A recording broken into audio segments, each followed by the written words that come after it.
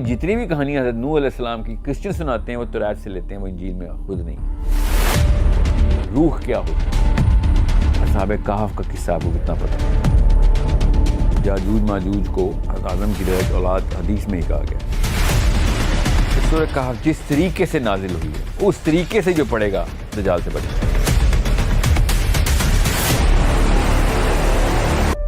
اچھا، ہم پڑھنے میں آیا کہ دجال سے بچنے کے لیے یا دجال کے فتنے سے بچنے کے لیے سورہ کہف کا مطالعہ کرنا چاہیے۔ حدیث ہے جی۔ ہاں جی، حدیث ہے۔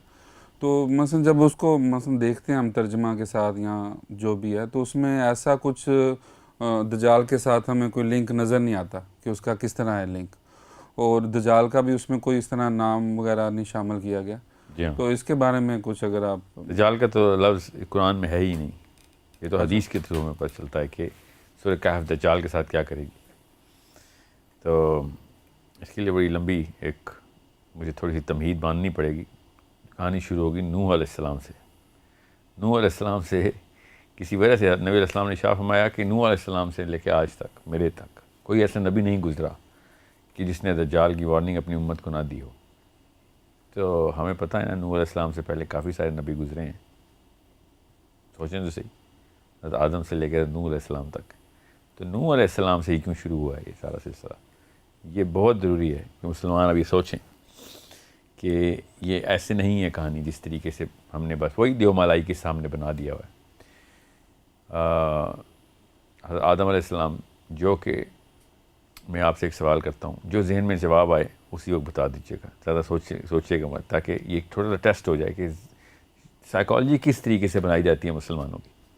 آپ کو پتہ ہے کہ اللہ تعالیٰ نے حضرت آدم علیہ السلام کو جنت میں بنایا اور زمین پہ اتارا، کیسے اتارا؟ سوچیں۔ بس ایسے ہی لگتا ہے کہ حکم ہوا اور وہ چل ہوا پہ اڑ کے ادھر آ گیا۔ ہوا پہ اڑ کے، یہ تصویر بنتی ہے نا، ہاں یہی بنتی ہے ہر مسلمان کے ذہن میں کہ جنت میں کسی اور کانسٹلیشن میں سے، اسپیس میں سے اڑ کے وہ بغیر کسی اسپیس شپ کے ادھر آ گئے۔ یہ آپ کے ذہن میں بنتی ہے تصویر۔ یہ ہے اصلی مسئلہ جو کہ مسلمان لڑکا لڑکی پوچھ رہا ہے، اور پچھلے انکل اور آنٹی کو، بزرگوں کو، پروفیسرز کو، مولوی صاحب کو اس کا آنسر نہیں آ رہا کہ آدم علیہ السلام کو دنیا میں بھیجا ہے، کیسے بھیجا؟ اب کوئی نہ کوئی صورتحال تو کرنی پڑے گی۔ میں نے اس لیے آپ کو کہا نا پچھلی تمام تر گفتگو میں کہ اللہ تعالیٰ قانون نہیں، دنیا اور کائنات کے قانون اللہ پابند نہیں ہے، مگر ان قانون کو توڑتے نہیں ہیں۔ انسانوں کے لیے کوئی ایکسیپشنز نہیں کریٹ کرتے، تاکہ انسان کے اوپر حجت انہی قوانین کی رہے، اور یہی قوانین ہی ہیں جن کے تھرو آپ نے یہ سمجھنا ہے کہ یہ وہ کرے کے اوپر جو فزکس کے لاز ہیں، خالی یہ قانون نہیں ہے۔ اب فزکس بھی ڈھونڈنا شروع ہو گئی ہے، اس کو ملنا شروع ہو گئے ہیں کہ معاملہ کسی اور طریقے سے بھی بنا گیا ہے۔ خالی یہ گریوٹی کا لا، خالی یہ فورسز، ویٹس اینڈ انرجی اس طریقے سے نہیں دیکھی جائے گی کہ اسپیڈ آف لائٹ ہے تو دنیا کی اور کائنات کی سب سے تیز چیز اسپیڈ آف لائٹ ہے، اسپیڈ آف ساؤنڈ جو ہے، اور ساؤنڈ کی اٹ سیلف ویو جو ہے وہ وہی ویو ہے جو ہمیں سمجھ آتی ہے، ایسے نہیں۔ اب سائنس بھی آہستہ آہستہ خرامہ ڈسکوریز کر رہی ہے، اپنی طرف سے جو مرضی کر رہی ہے، مگر کوشش کر رہی ہے۔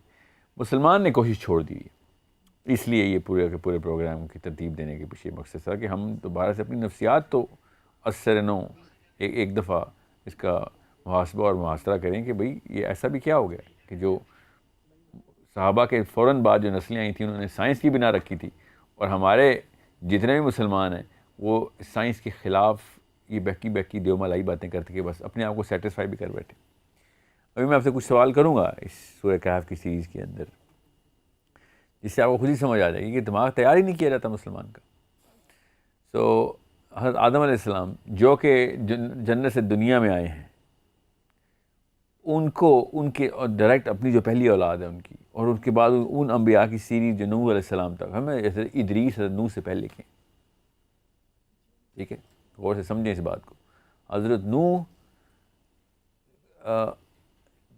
8th جنریشن میں ہے حضرت ادریس کی، تو یہ غور سے سمجھنا پڑے گا کہ اتنے بڑے بڑے نام ہیں جنہوں نے دجال کی وارننگ نہیں دی۔ نوح علیہ السلام کے ساتھ ایسا کیا واقعہ ہوا تھا کہ جو 6th جنریشن ہے، حضرت نوح چھٹے مطلب ان کے پوتے کے پوتے ہیں حضرت ادریس کے، ٹھیک ہے.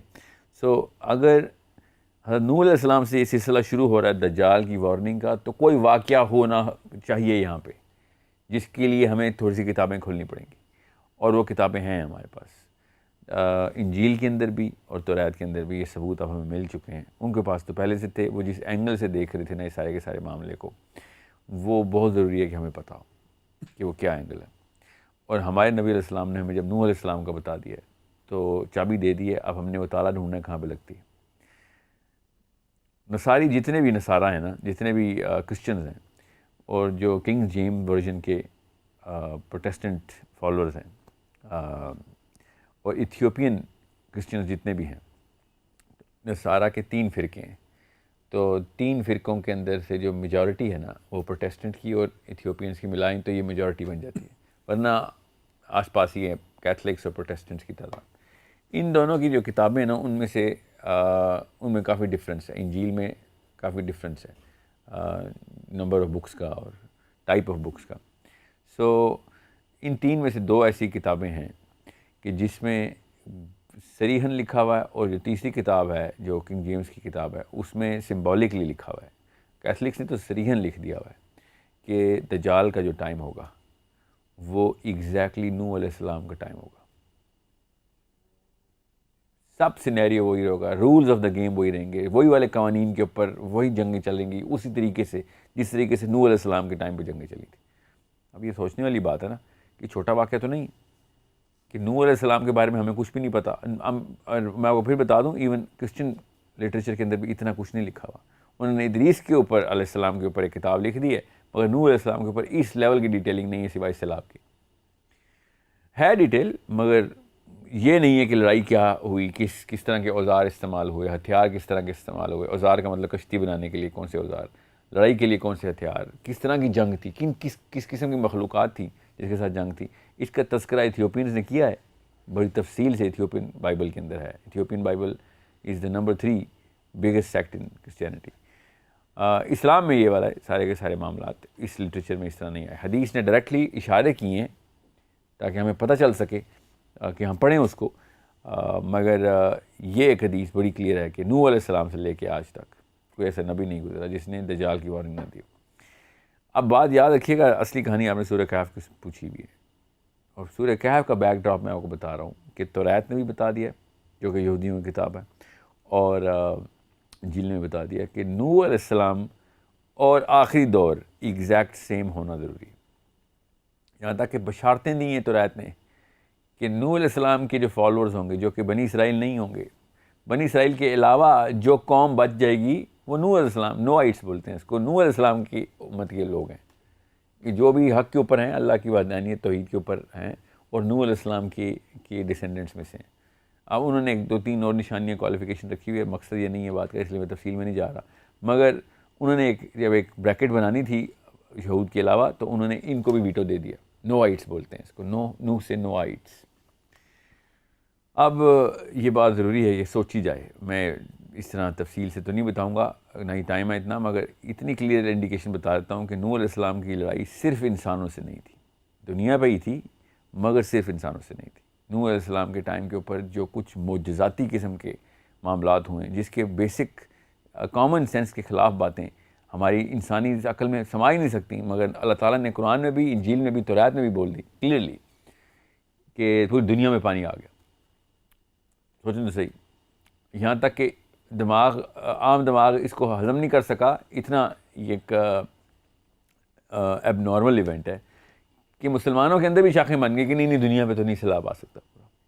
حالانکہ توریت تفصیل بتا رہی ہے دنیا پہ سیلاب کی، ایتھیوپین بائبل، انجیل ساری. پھر اللہ تعالیٰ نے بھی سیلاب کی بات کی. اور دوسرا واقعہ جو بہت بڑا ہوا کہ نوح علیہ السلام نے سارے جانور اکٹھے کر لیے، ایک جوڑا. یہ تو ہمیں پتہ ہے اس بات کا، سنا ہے آپ نے نا. آپ خود سوچیں کہ ایسی دنیا کی کون سی کشتی ہے جس میں دنیا کے جانور اکٹھے ہو سکتے ہیں. ہماری کامن سینس کے خلاف بات ہے. سو یا تو کشتی بہت ہی بڑی ہے، یا پھر دنیا کے سارے جانور اکٹھے نہیں ہوئے، یا پھر یہ دونوں تو ہوئے ہیں مگر وہ طریقہ کار بالکل فرق ہے جس طریقہ کار سے ہم نے اگر جانور اکٹھے کرنے ہو تو. اب جانور اکٹھے کرنے کا تو قرآن کی ڈائریکٹ آیت ہے، اس پہ تو ڈینائی نہیں ہو سکتا. اس کے اوپر لیکن اس کی توجیحات یہ نکالی جاتی ہیں اور تعویلات یہ کی جاتی ہیں کہ جو دماغ نہیں سما سکتا اس پورے علم کو یا اس پوری نالج کو یا اس انفارمیشن کو بھی، وہ کیا کہتا ہے کہ نہیں سارے جانور نہیں ہیں، تو نوح علیہ السلام نے جو بھی جانور تھے اس علاقے کے وہ اکٹھے کر کے جتنے بھی 8-10 جوڑے تھے وہ کشتی میں ڈال دی، اور کتنے جانور ڈال سکتے ہیں، کیونکہ عام دماغ کے بس کی بات نہیں ہے۔ غور سے سمجھیے گا، دجال بھی عام دماغ کے بس کی بات نہیں ہے، بس یہ یاد رکھیے گا یہاں پہ مقصد دجال ہے، یہاں پہ اینڈ آف ٹائم ہے، آخری زمانہ ہے، اور کہانی نوح علیہ السلام سے شروع کرنی پڑتی ہے ہر دفعہ۔ اور ہم نے آج تک اسلامک لٹریچر میں آپ نے کبھی کسی اسکالر کو سنا ہے کہ نوح علیہ السلام سے کھینچے کہانی؟ No, because there has to be a very scientific angle to look at دس۔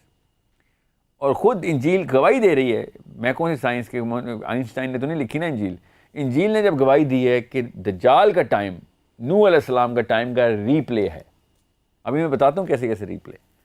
سو دجال کیا کرے گا؟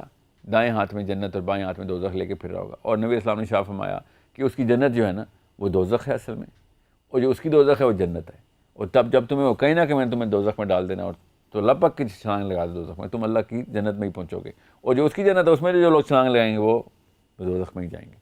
اب یہ والی کہانی یہیں تک کیوں روکی جاتی ہے؟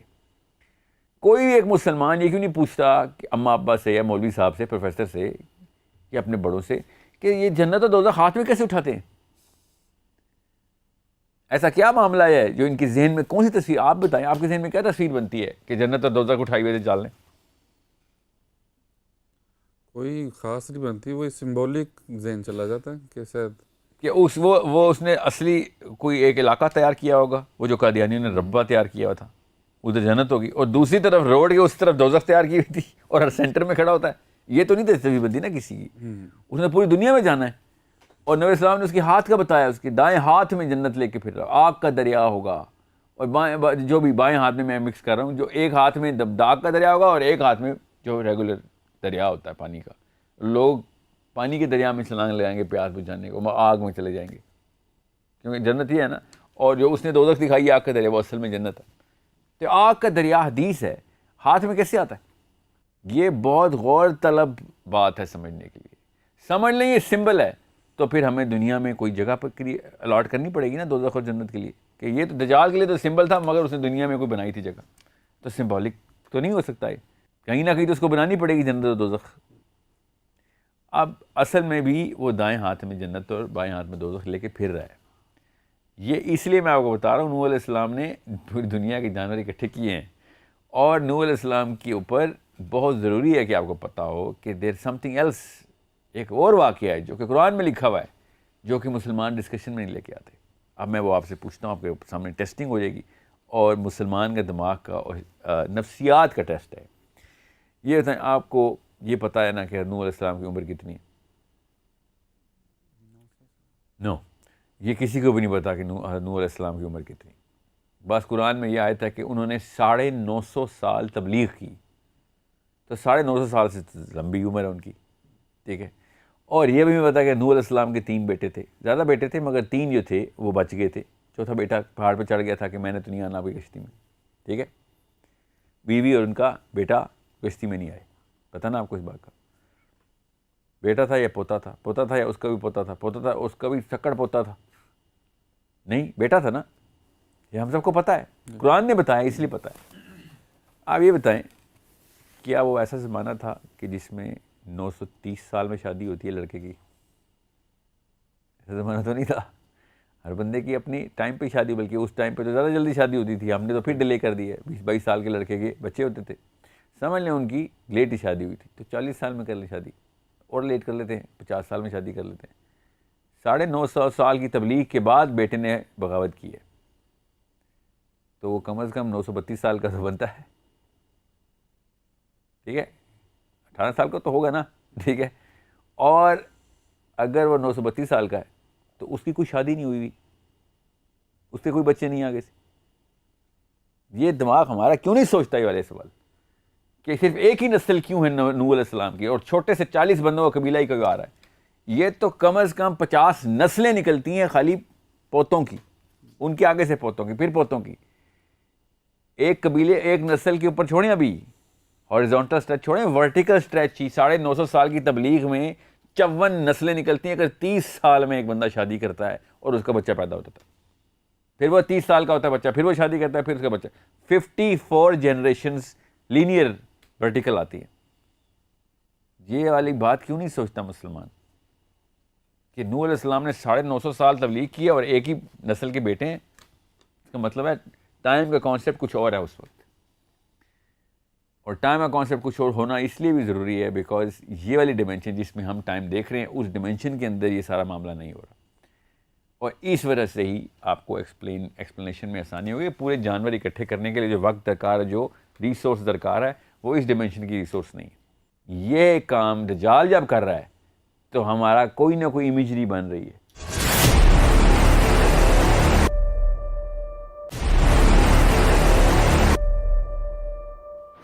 ٹھیک ہے, اس لیے میں آپ کو بتا رہا ہوں کہ نوح علیہ السلام, آپ کڑی جوڑنی پڑے گی کہ ساحل صاحب نوح علیہ السلام کے اوپر اتنی بحث کیوں؟ کیونکہ نوح علیہ السلام کے ٹائم پہ کوئی ایسی ڈیمینشن کھلی ہے یا پھر کوئی واقعہ ایسا ہوا ہے جس کے تھرو دجال جیسی کسی چیز نے انٹری کر لی ہے پلانٹ میں. سمجھ رہے ہیں؟ اس لیے یا پھر نوح علیہ السلام نے دیکھ لیا کہ یہ پاسبلٹی ہے اس مخلوق کی آ جانے کی, اس لیے انہوں نے وارننگ دینی شروع کر دی ہے اپنی امتوں کو. سمجھ رہے ہیں؟ جیسے ہمیں پتہ ہے کہ نبی علیہ السلام نے شاہ فرمایا کہ میں نے اسرافیل معراج کے اوپر میں نے اسرافیل کو دیکھا کہ ہونٹ لگے ہوئے چپک گئے ہیں اس انسٹرومنٹ کے ساتھ جو ہورن ہے جس میں ابھی سور پھونکا جائے گا, وہ ٹرمپٹ جو ہے. تو ابھی جب نبی علیہ السلام نے دیکھ لیے تو آ کے ہمیں وارننگ دی نا کہ ابھی واقعہ بہت بڑا ہونے والا ہے. سمجھ رہے ہیں؟ سور پھونکا جائے گا. بالکل اس طریقے سے نوح علیہ السلام سے لے کے نبی علیہ السلام تک یہ دجال کی وارننگ جو ہے نا یہ ہر نبی دے جا رہے ہیں. اور اس لیے نوح علیہ السلام کے اوپر میرا اتنا فوکس ہوتا ہے بیکاز میرا نبی علیہ السلام نے مجھے ڈائریکشن دکھائی کہ نوح علیہ السلام سے وارننگ چلی آ رہی ہے, اور انجیل نے تفصیل بتا دی, اور توریت نے تفصیل بتا دی. اس لیے کئی جگہوں کے اوپر میں نوح علیہ السلام کا ریفرنس دوں گا آپ کو. اب رہی بات سورہ کہف کی. سورہ کہف جو ہے نا, پہلے تو اس ڈیمنشن کو, اس ریلم REALM ریلم کو سمجھ لیں, اس جہان کو سمجھ لیں جہاں پہ سارے واقعات ہو رہے ہیں. بیکاز دجال کا کوئی بھی واقعہ نارمل نہیں ہے. پہلا دن اس کا جو ہے نا وہ میرا اور آپ کا ایک دن 24 گھنٹے کا ہوتا ہے, اس کا 1 سال کا دن ہے. 1 سال کا دن کیسے کرتے ہیں دجال کا؟ اس کا مطلب ہے کوئی اور ہی جہان ہے جہاں سے ٹیکنالوجی آ رہی ہے. دنیا میں تو کوئی ایسی ٹیکنالوجی نہیں ہے جو ایک دن کو 1 سال کے اندر کھینچ سکے. کوئی ایسا کام تو نہیں ہے دنیا کے اندر. اس کرے کو 1 سال کو 1 دن کو 1 سال کرنے کے لیے اس کا اپنے مدار کے اوپر گھومنا بند کرنا پڑے گا, تب 1 دن 1 سال کا ہو سکتا ہے. ٹھیک ہے, یہ تو ہمیں پتہ ہے اس بات کا کہ دنیا اپنے ہی مدار پہ گھوم رہی ہے, تب کہیں دن پلٹتا ہے نا, دن اور رات کا تسلسل ایسے چل رہا ہے. تو اگر 1 دن کو 1 سال تک کھینچنا ہو جو کہ دجال نے کھینچنا ہے تو وہ اس کرے کو روک لے گا یا اتنا سلو کر دے گا جتنا کہ ہمارے پاس مرکری ہے. مرکری کا 1 دن ہمارا 1 سال. وہ اتنا سلو گھومتا ہے اپنے مدار پہ کہ سورج کے سب سے قریب ہے وہ سیارہ, اور آدھا فروزن ہے, برف ہے اس پہ. کیوں؟ کیونکہ وہ آدھا حصہ نظر سورج کی طرف آتا ہی نہیں, اور جب آدھا حصہ سورج کی طرف آتا نہیں ہے تو جو دوسرا حصہ سورج کی طرف رہتا ہے وہ پگھلا رہتا ہے ہر وقت. تو آدھا وہ مولٹن ہے اور آدھا فروزن ہے.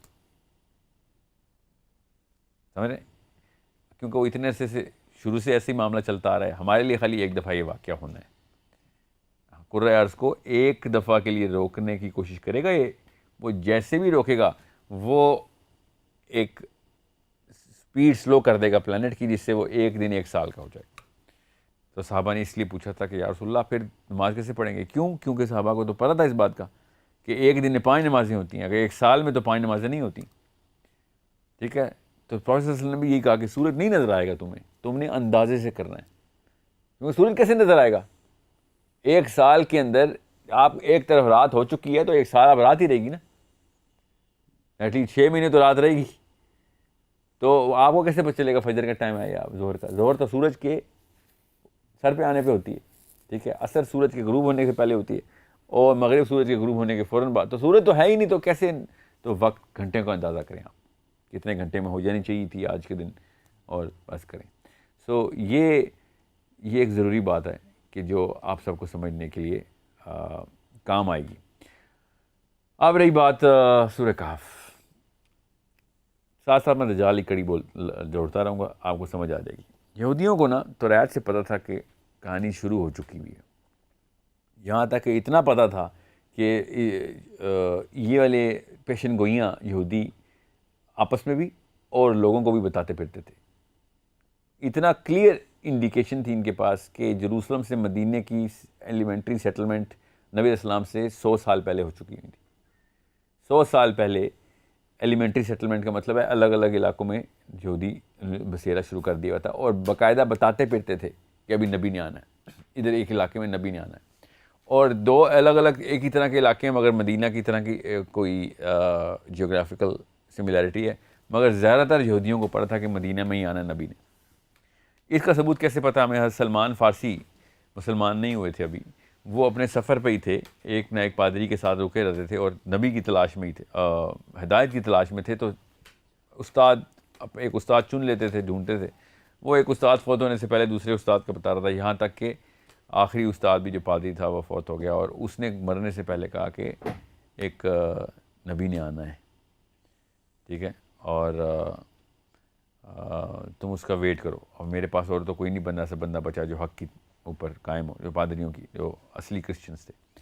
یہاں تک کہ خیر وہ رستے میں انہوں نے حضرت سلمان فارسی کے اوپر کوئی حملہ ہو گیا اور ان کو پکڑ لیا گیا، اور ایک قافلے نے ان کو غلام بنا کے بیچ دیا، اور وہ غلامی کے قافلے میں ہی، غلاموں کے قافلے میں ہی آ کے ایک یہودی نے خرید لیا اور مدینے میں ہی سیٹل تھے.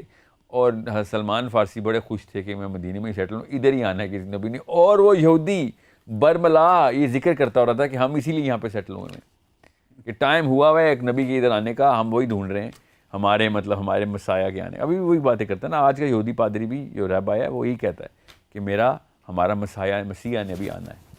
ٹھیک ہے، یاد رکھیے گا یہ مسیح کا لفظ اصل میں نام ہے، عیسیٰ ابن مریم کا نام بھی مسیح ہے، یاد رکھیے گا.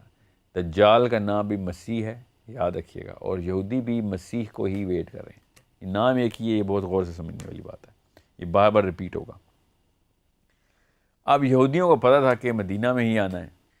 اب ہجرت مدینہ نہیں ہوئی اگر ان کو پہلے سے پتہ تھا. حضرت سلمان فارسی پہلے سے ادھر موجود ہے، ابھی ہجرت مدینہ ہو رہی ہے، یہودیوں کو نہیں پتہ کہ ابھی مکہ سے نبی علیہ السلام نکل چکے ہوئے ہیں ادھر، کیونکہ مدینہ میں صرف 7 بن معاذ کے قبیلے کو اور 6 بندوں اور کو پتہ تھا کہ ہم نے سیٹلمنٹ کروانی ہے، بیعت عقبہ کر کے آ چکے ہوئے تھے.